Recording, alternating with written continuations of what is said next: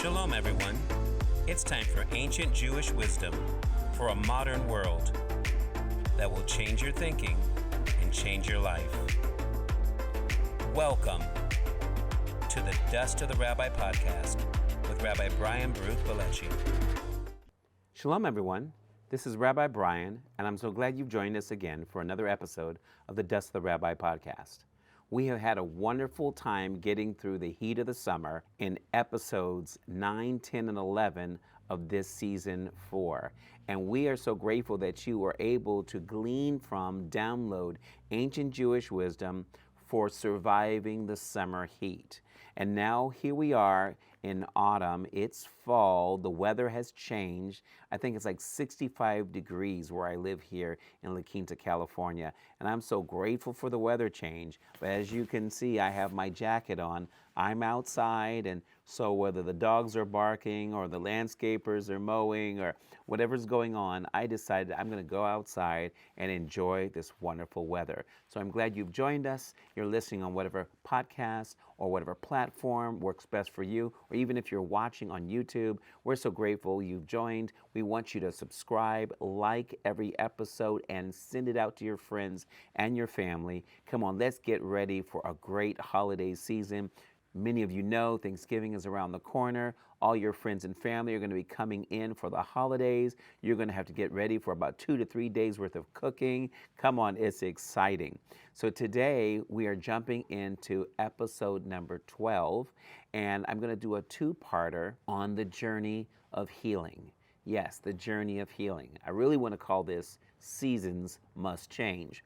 But I'm going to call it the journey of healing because many of you know my beautiful wife, Pastora Magali Bileci, also known as the Rebbitzin at the synagogue. She has gone through a great journey of healing so far, about 6 weeks since her surgery fighting breast cancer. Thank God it was stage 0, ductal carcinoma, that they were able to get everything out. Margins are clear, lymph nodes removed that were benign, and she is on her way to healing and becoming a completely brand new person. And I'm hoping that will literally change our lifestyle to do things differently. Because what I want to encourage you to do, as I did in the last few episodes, we talked about part 1, really just learning how to pray to God, give us this day our daily bread, to never take on more than we can handle. At the same time, that second episode, that part 2, which was number 10, we talked about planning. And we talked about that famous phrase, if you fail to plan, then you're planning to fail. Or as I like to say it, we have to plan to pray so that we can pray to plan. And then that last episode we did, number 11, where we talked about planning a trip to get away and get what I call rabbi rest, or what you call a disconnect from all of your normal routine and all of your daily duties, and plan a trip away, maybe you and your spouse, just you by yourself, you with your family, whatever that trip is, you needed rest. You need to be able to have a clarity for the new year that we're in. Now, some of you don't realize it's a new year, but it is 5785 in the Jewish calendar, which is based upon the biblical counting of years. And so we're thankful that we have a new year, which means a new season. We are in a new season. I don't know if you need to declare this over your life. You're in a new season. And you need to realize that no matter what you're going through or what you've been through, what's happened in the past does not have to dictate who you are today and what you can become in the future. When you decide that today you're going to be a better version today than you were yesterday and a better version tomorrow than you are today, that means you're constantly growing. But don't forget, conflict plus change equals growth. So in the process of changing, you're going to have conflict. You're going to feel like you want to just quit and give up. Don't quit. Don't give up. Keep on going. Because if you understand that this is a journey of healing, a journey to a destination, a journey that requires preparation. Come on, that preparation to plan that trip. Hopefully you did go on a trip this summer. Maybe you need to just even right now take a moment and say, why have I not planned to not fail and pray for that timing of God so that you will have a clear new you in vision and in focus for the closing out of our secular year of 2024, but really stepping into that Jewish New Year as you listen to this ancient Jewish wisdom from this Messianic rabbi.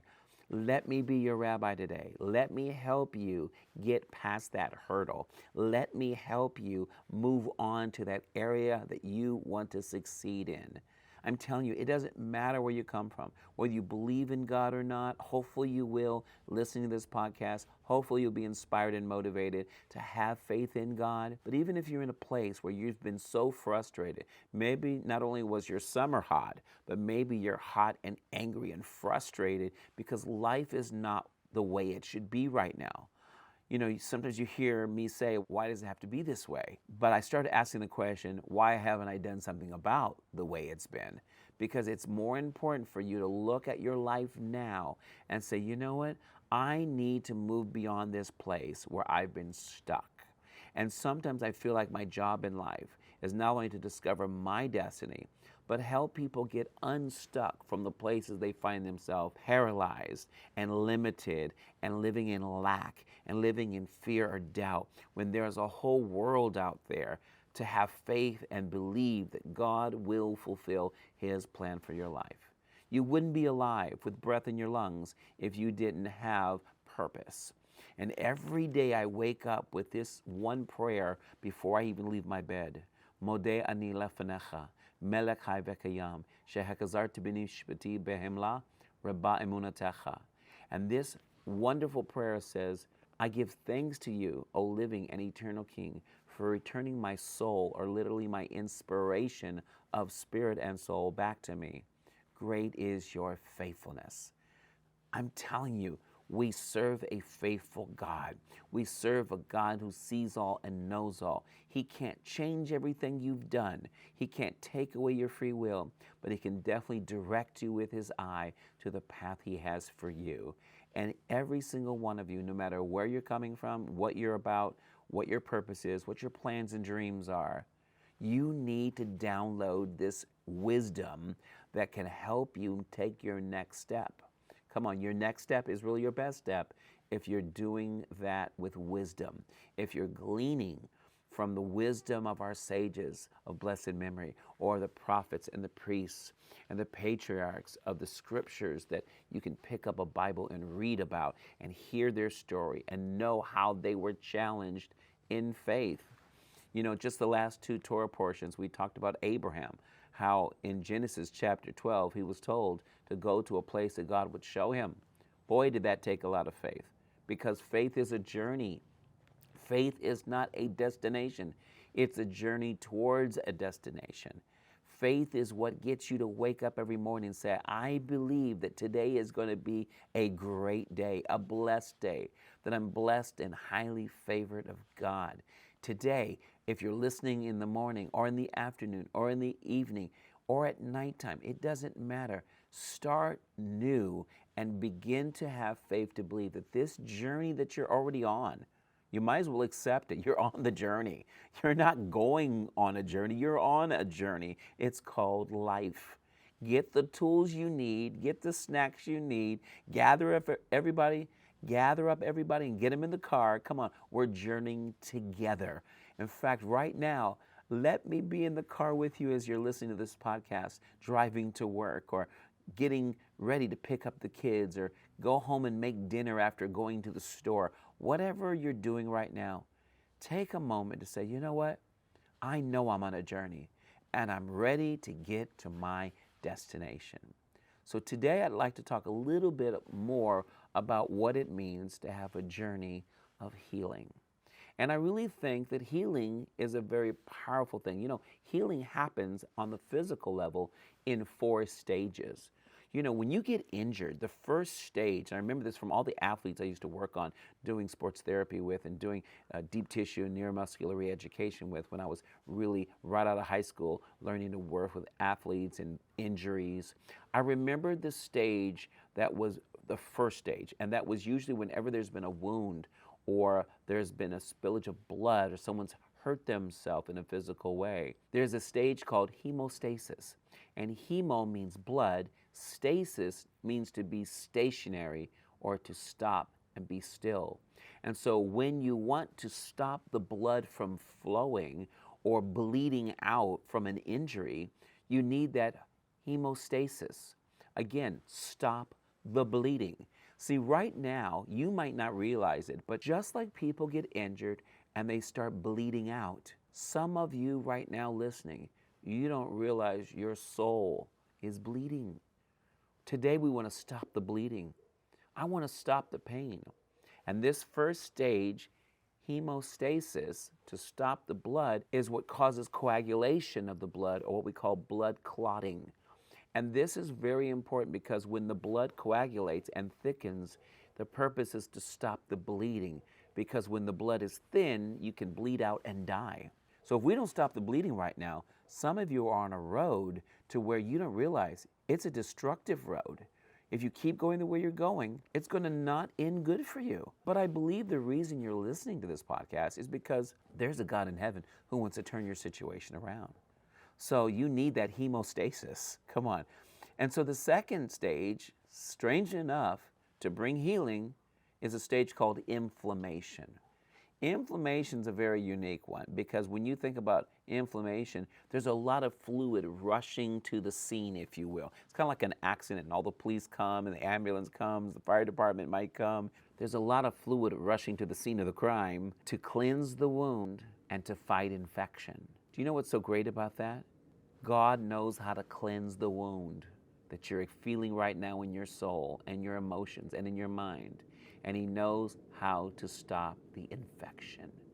That's what's so powerful about these first two stages of hemostasis and then inflammation. It might not feel good when tissue is inflamed, but when you realize the purpose is to slow you down so we can cleanse the wound and also we can stop the infection. I don't want to see you be infected and affected by something that has traumatized you, hurt you, or you've been triggered by when it comes to past hurts. I want to make sure that the inflammation slows you down enough so we can cleanse that wound and we can stop the infection and don't let it affect you any further than it's already affected you or infected you. And then you have a stage called proliferation, which literally means to increase and make more. To proliferate means to multiply, to enlarge, to increase. And this is where you have a lot of new tissue growth to fill in the wound so that you can start on the road to healing. This is the stage that restores skin function when that new tissue is developing. And that proliferation is very important in stage 3 of the healing process. You need to have some new tissue. You need to have some new changes. You need to have some situations that allow you to do things differently. I think if you do the same thing expecting different results, by definition, it's called insanity. And so we don't want to miss that stage of new growth, new change, new ideas, new ventures, new dreams. Come on, some of you need to step out of that place of being wounded and paralyzed in that pain and begin to see the new change, the new growth, the new cells, the new tissue that is developing. It is still a painful process when you're healing. Trust me, my wife knows. She sees her doctor, Dr. Echo, all the time. In fact, this week she was like, I need to see him. I think I overstretched. I got some pain. And I'm like, honey, put some ice on it. You know, maybe take your medication for that pain because it's part of the process. And she just wanted to make sure she hadn't torn something by overstretching or overextending herself. And so I know what it's like when you feel injured and you're afraid when you start hurting. Many of you cry out because internally, you are hurting. And so you feel like you need a doctor, a physician, maybe you need a pastor or a rabbi or someone who's a counselor to say, am I okay? I know sometimes it doesn't feel okay to not be okay. But sometimes it's okay to not be okay as long as you recognize it. So the last stage when it comes to physical healing, especially when it comes to wounds and wound care, is a stage of maturation. This is the stage where there's a remodeling going on.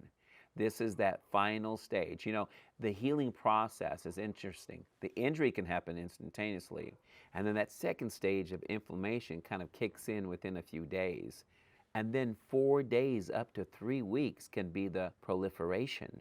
And then finally, from those 3 weeks or 21 days up to 2 years, the remodeling or maturation kicks in to strengthen the tissue with an increase of collagen so that it's nice and supple and fresh and new as if you never were injured.